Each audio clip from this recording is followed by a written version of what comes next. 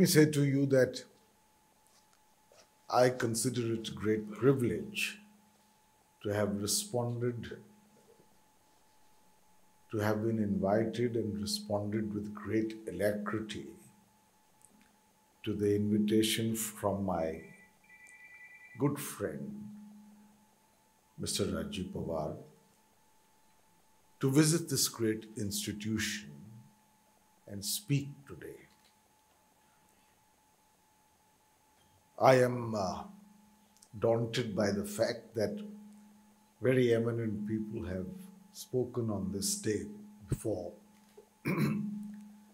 But it shall be my endeavor to make my contribution in the best way possible for an institution I greatly respect. And I'm so happy that along with Mr. Pawar, literally a man who has in a pioneering way shaped the IT and educational sector of India.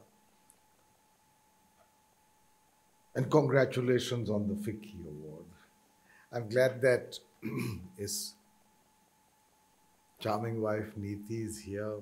I see friends here. Harpal is here. Harpal Singh. I see Rashmi and Shankar. Shankar was with me in St. Stephen's and later law. And of course, I have to acknowledge, apart from Thadani Sahab, Rajesh Khanna ji, Professor Malhotra, who had a great honor of meeting. And all of you, thank you very much for being here. The subject before me, which Rajesh Pawar ji gave, is one that should make us think. I think it's a question which has preoccupied the Indian mind for millennia. Who are we?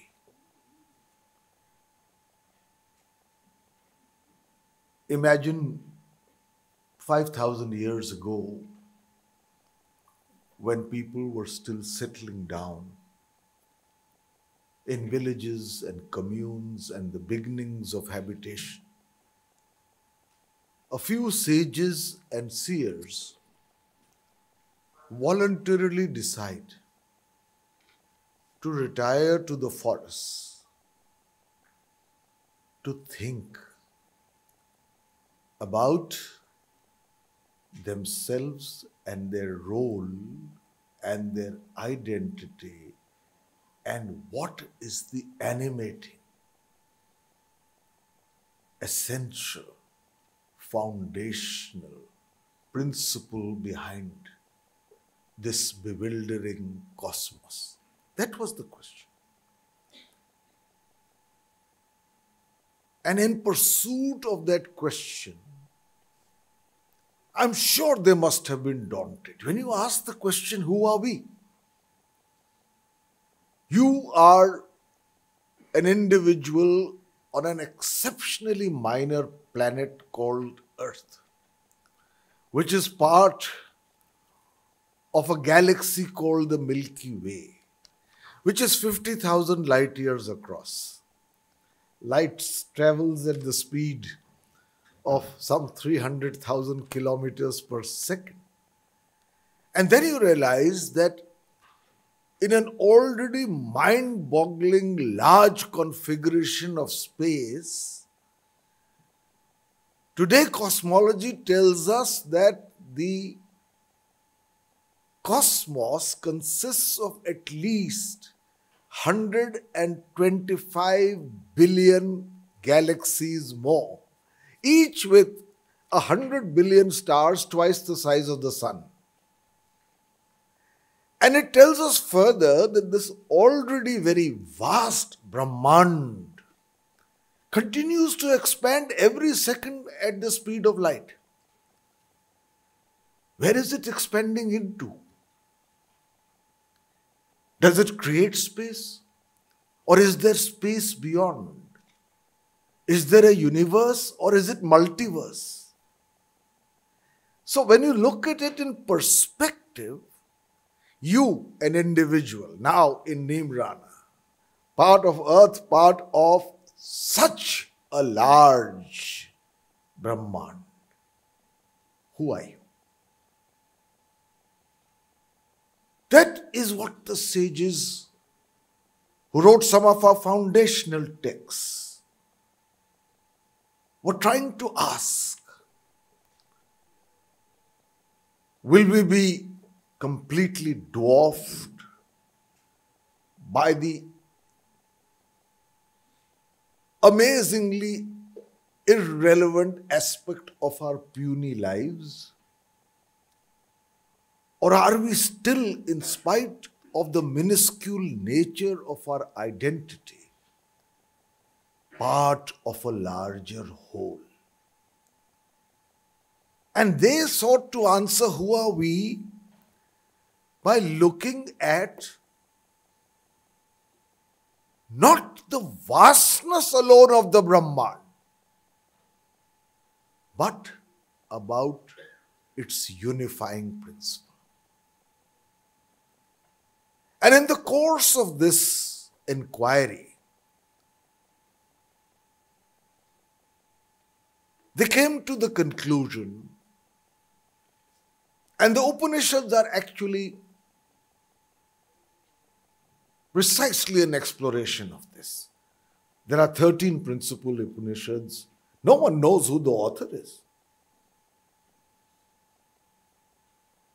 And these Upanishads then point elliptically that there is, notwithstanding the vastness of the universe, our role in it, because we are part of that one pulsating cosmic consciousness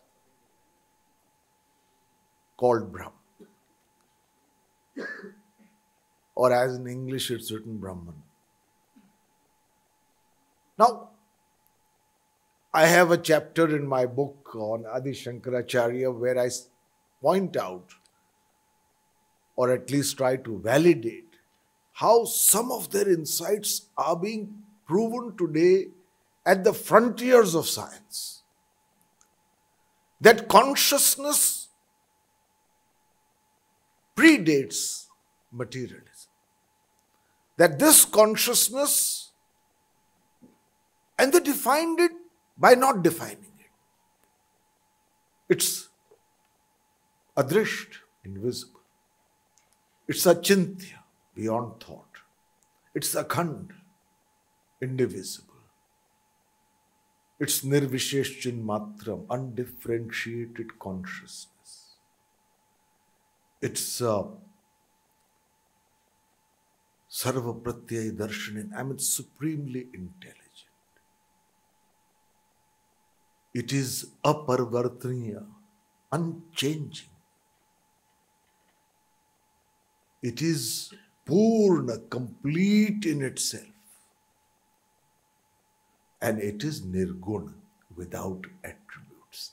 You may have heard of the famous situation where the sage is asked, is it this, and he keeps saying, neti, neti, not this, because any attempt to say it is this excludes what it is not, but it is everything. It pervades the cosmos, and it is in you, and it is in me, and by that link, we are both individuals and part of an exceptionally unified whole. Who are we? That was the question. And then the sages said, I'm giving you broadly, without the details, the grandeur of thought, the profundity of insight, by which individuals who could have been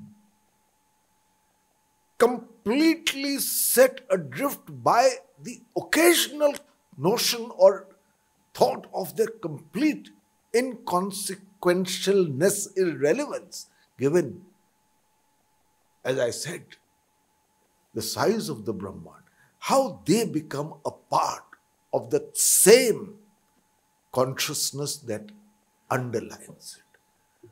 And then the sages says that within you there is the Atma. And then they say the Atma and Brahm are the same. Aham Brahmasmi. I am Atma Brahm. And this Atma in our lives is something that gets eclipsed. And then there is an analysis of the mind. All of you can do that yourself. They say the mind constitutes three elements: buddhi, ahankar, and chitta. The mind, as you know, is constantly agile. It's like a monkey jumping from one tree to another. If you wake up at night also, it starts ticking. And ahankar is that remarkably unsustainable illusion that I am the karta, I am the center of this universe. I.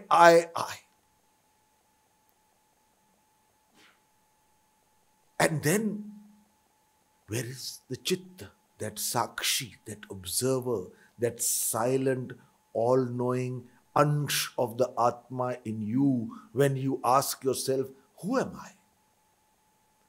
And so, if we still the mind, by practice, by devotion, by karma, take any path, by meditation, still the mind. And if we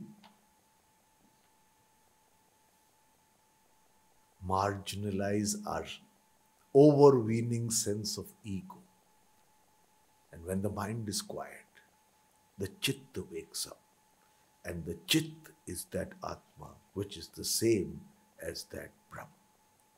And so you are both an individual and you are the truth. And that is why the Mahavakya of the Upanishads is Tat Tvam Asi.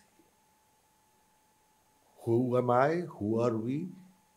Tat Tvam Asi. You are that. Remember,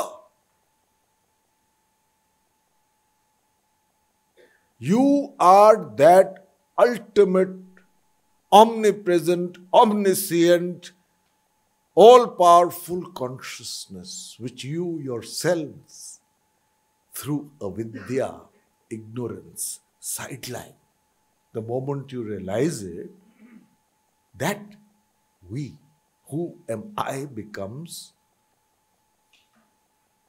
one with the whole. One with the whole. And what is the inferential experience of that? Oneness and bliss. You know, Adi Shankaracharya, this is not, I will go on to the contemporary aspect of it, but I think of these remarkable people who engaged with this question. Who are we? Who are we? And then Adi Shankaracharya writes the Nirvana Shakti. Shataka. Na main rag dvesh, na main moh lobh, mado naiva mein, naiva matsarya bhav, na dharmo, na chartho, na kamo, na moksha. None of this. I am not this. Who am I? I am not this. What am I? Chidananda Rupa Shivoham, Shivoham, Shivoham, Shivoham. I am bliss and I am awareness. That's who I am. Look at, therefore, when I say we are an ancient civilization, look at the manner in which we analyzed both the macro and the micro and interconnected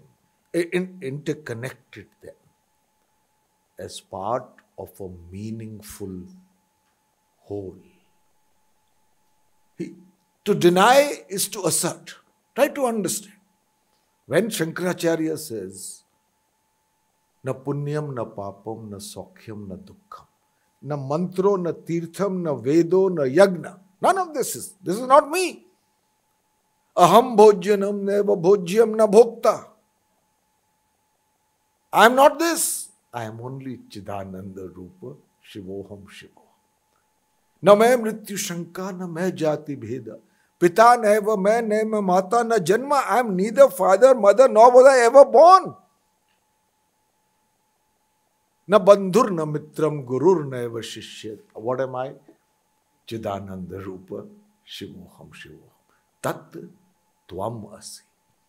And the whole journey of spiritual realization to the question, who are we or who am I, is the understanding that Tat Tvamasi, that you are. And it's not restricted to Hinduism. There are variations of Sikhism. Ik noor se sab jag upja. Kaun bhala, kaun mande. Ik noor, that oneness. Sab jag upja. And in Buddhism, unlike the notion of nirvana, there is shunya, in which there is no separation, there is no division. You are and you are not, and in your not being so, you are.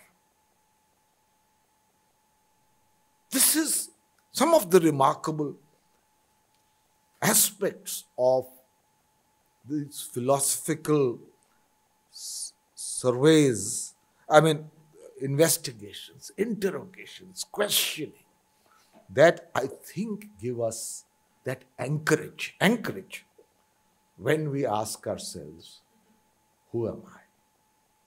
Who are we? And it's 5,000 years ago. Thadani ji said I use the word great quite often. But look at a civilization that has antiquity, continuity, peaks of refinement, diversity and assimilation. And look at the fact that many of the great civilizations of the past have perished, and this civilization, notwithstanding many setbacks, continues. It is because of the power of Maulik Soch, the power of original thought. And the power of original thought can never, ever not be searching for the truth. And our way of finding the truth also defines us. Who are we? It was never an exclusionist approach.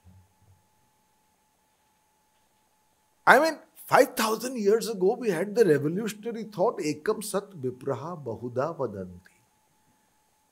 The truth is one, wise people call it by different names.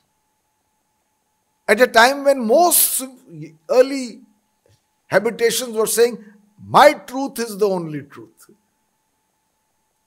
Here our sages were saying the opposite. Wise people call it by different names. When we said at that same time another Mahavakya, Ano Bhadraha Kritavo Yantu Vishvata, let good thoughts flow to me from all directions. We didn't say, we don't want your thoughts. Keep them out. We know what we want to do. We were intellectually so anchored and secured that we were not afraid for the grand confluences that can take place of the mind. And they defined us.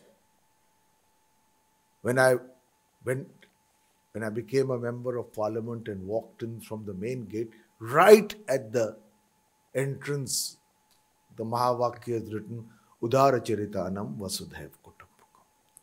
For the big-hearted, the entire world is a family. Not that we are alone. Tulsidas in the Ramcharitmanas, Lakshman asks him, explain to me what is Maya.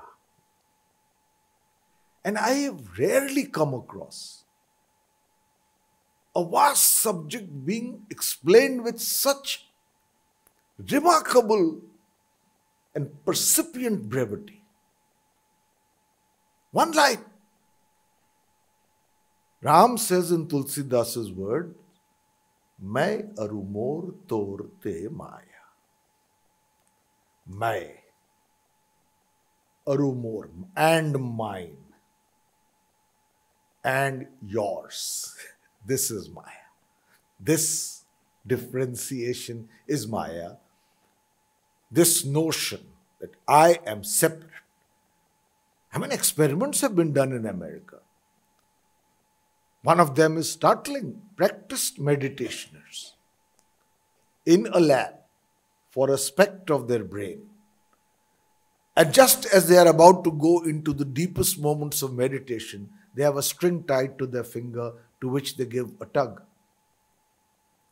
And immediately the scientists, neurologists begin a speck of the brain.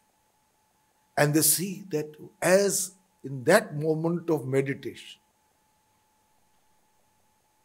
the entire colors of the brain change. Cool greens and blues, the red, the orange, just go away. It becomes so quiet. And then you ask the meditationer, what was your inferential experience in that moment of meditation? And he says, a complete sense of oneness. No differentiation. I am part of that consciousness and a complete sense of total bliss. Look at some of the near-death experiences. It's amazing how in those moments, for those, if you believe the veracity of it, some of them I know who have written about it, they say at that time you feel such inexpressible joy, while others may be grieving. Joy and a sense of total oneness. So what I'm trying to essentially say is, we have always defined ourselves by a larger nexus. However individualistic our religion may be, which it has become. But in terms of theory, in terms of philosophy, in terms of metaphysics, we have defined ourselves as part of a larger schema, which in so doing, it has not been exclusionist. And we were talking about it just now, it has always been dialogic. What are the three foundational texts of Hinduism? The Upanishads are a dialogue. They are not a diktat. Here is a dialogue between a guru and a shishya. Questions are asked. What is the character of the Bhagavad Gita? It's a dialogue between Krishna and Arjuna. And the third foundational text, the Brahma Sutra,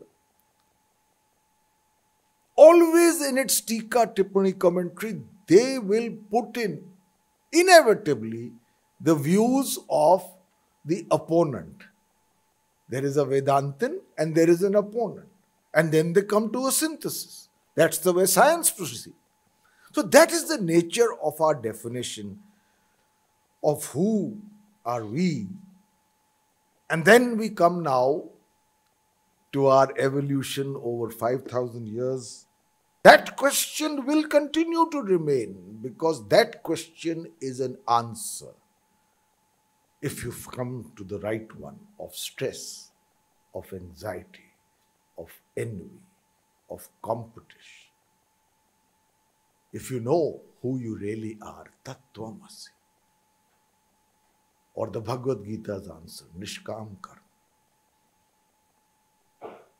that question will be always important, but in contemporary times, we have new challenges.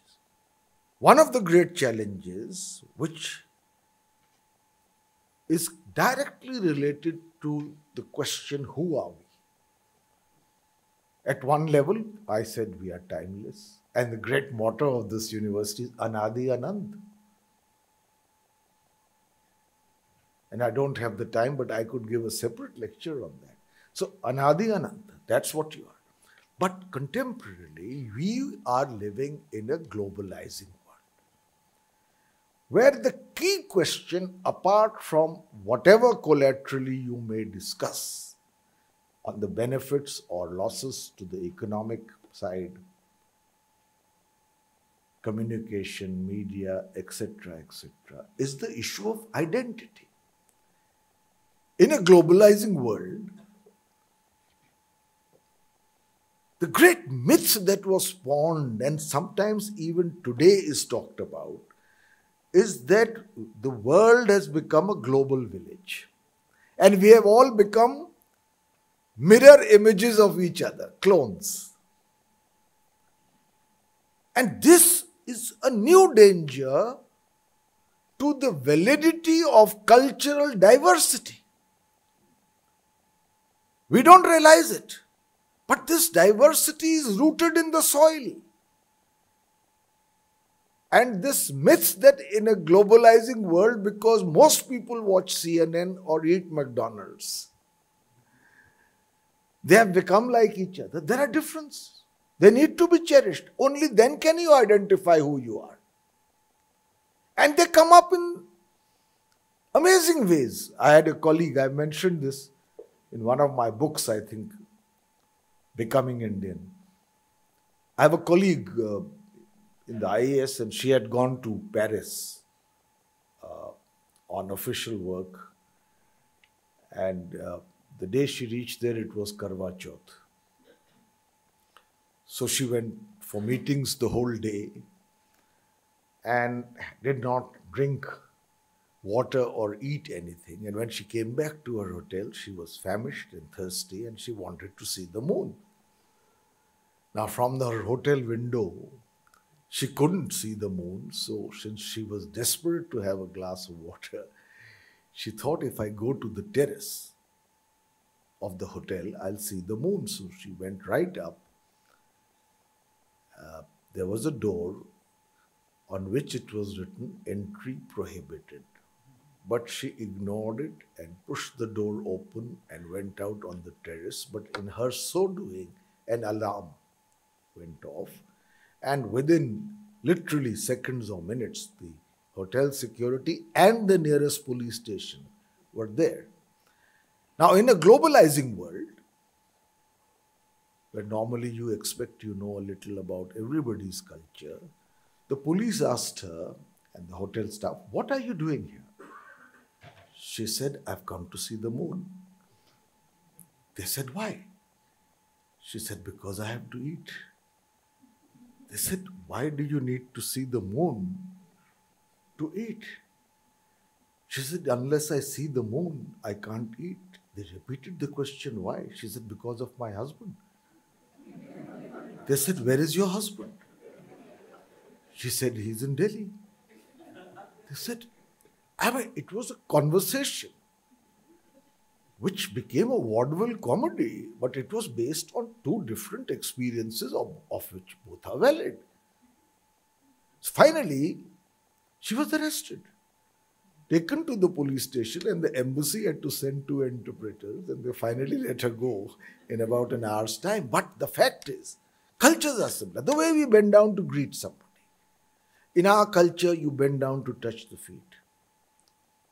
How you react, how you address somebody, what value systems you have as against another, what rituals seem absolutely clear to you and are totally opaque to the outsiders, how you eat. One of the things I noticed is that a great many of us eat with our hands. We wash our hands and we eat our food. But if there is a Westerner there or someone we always try to eat a tandoori chicken with knife and fork. Even a chapati. It's difficult because cultures are different. And your identity must be such that it is authentic both to a globalizing world and to your own cultural roots. That's the challenge. I was at a dinner some time back ago with some ambassadors in Delhi, and everybody was struggling with that chapati and tandoori chicken with a knife and fork. And I told them, I was happily eating with my hands. I'd gone and washed them, and I said, Your Excellencies, that's how we eat. I suggest you eat it, enjoy it much more if you use your hands. And they promptly jettisoned their knife and fork and began to pick up the chicken and eat, because that's our food. That's how it's eaten. We don't have to be ashamed of it. We don't have to be ashamed of our language. It's one of the richest linguistic heritage. It defines me. Language is not only a means of communication. Language is a window to your culture, to your inner psyche, to your folk tales, to your parables, to your lullabies, to the smell of the soil.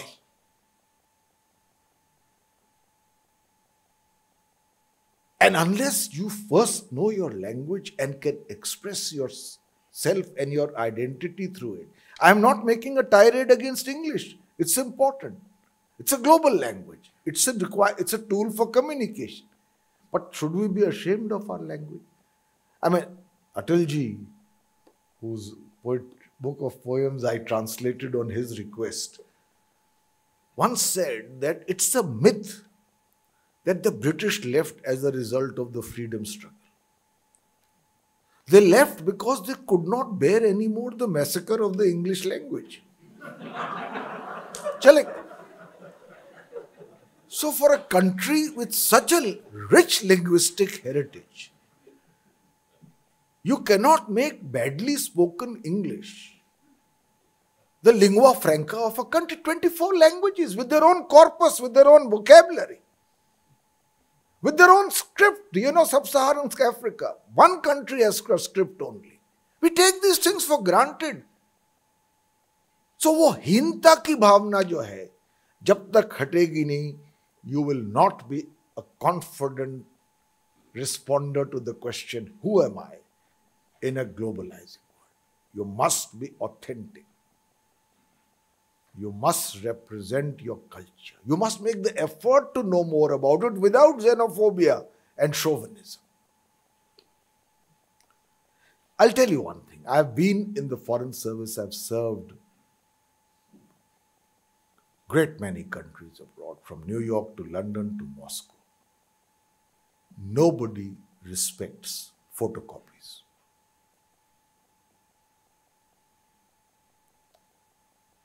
You come from a great civilization. You come from a great civilization of which you can, without chauvinism, be legitimately proud. But colonialism, as Rajiv Pawar mentioned, is not about your physical subjugation. It's about the colonization of your mind. आज भी आप शताब्दी में अगर जा रहे हैं तो किसी से आप हिंदी में प्रश्न पूछिए तो वो जवाब अंग्रेजी में देता है कि ये मत समझिए कि हमें अंग्रेजी नहीं आती है. This sense of inferiority must go, and you must be authentic Indians in response to who am I, but enlightened global citizens. This balance is the challenge. I explained to you in the metaphysical sense who we are. Now, in the context of contemporary words, this university will produce the best who will go out in the world. They must go out as Indians, and they must go out also as global citizens, equipped for that, but rooted in the other. This is the challenge, and I therefore don't agree with Dr. Amartya Sen's theory of multiple identities.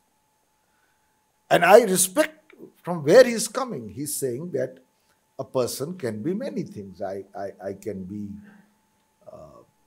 a scientist and I can play the piano, and I can play the piano, and I could be an athlete and so on. In a sense, it's very basic. Of course, it's true. But and once I was in a conversation with him and I asked him, Dr. Sen, you don't live in India now. Your wife is a foreigner. You travel the world. Why have you not given up your Indian passport? And he was having a glass of red wine. He bent forward towards me and said, Pavan, I can't give it up. I learned Sanskrit when I was a child. In other words, the identity, however much he's become a global citizen, he can't leave it. He's an Indian. When somebody from Amritsar goes to Chandigarh, in Chandigarh he is called an Amritsari. When that same person goes from Chandigarh to Delhi, in Delhi he is called a Punjabi. And when that same person goes from Delhi to London, in London he is called an Indian. That is the identity. We have our diversities, but we are, in a sense, all part of the cumulative legacy of 5,000 years of a civilizational journey in one crucible in a geographically marked area which has been enriched by many influences, but which has been a continuity. And so when you answer the question, who am I? You must be conscious of this great civilizational journey. It's important. And be able to respond to it not only in terms of lip service, but also in the way you define yourself. That is, in my view, the challenge at one level. So, let me end by saying that there is a reason why Indian civilization, and I agree there are reasons to be especially proud today. We have our problems, including, if I may say so, India, for all its achievements of which I am proud, has the largest number of the abjectly poor, the largest number of people who can't read or write, the largest number of malnutrition children. There are huge systemic inequalities in the system, but nevertheless, I believe we have, in these 70 years, shown to the world that we can overcome. And that is a great strength also. And I think the best is yet to come. And we shall all work towards it, fortified by our great spiritual anchorage and increasingly by once again resuscitating, resurrecting, reappropriating our cultural identity to navigate a globalizing world. And therefore I will end with a couplet which you are all familiar with. Kuch baat hai ki hasti मिटती नहीं, हमारी सदियों रहा है दुश्मन दौरे जहां हमारा. And then to move from Iqbal to Ghalib, in one of his couplets, Ghalib says, and this is how we should see the world today. And he says, मत पूछ कि क्या हाल है मेरा तेरे पीछे, मत पूछ कि क्या हाल है मेरा तेरे पीछे, तू देख कि क्या रंग है तेरा मेरे आगे. Thank you so much.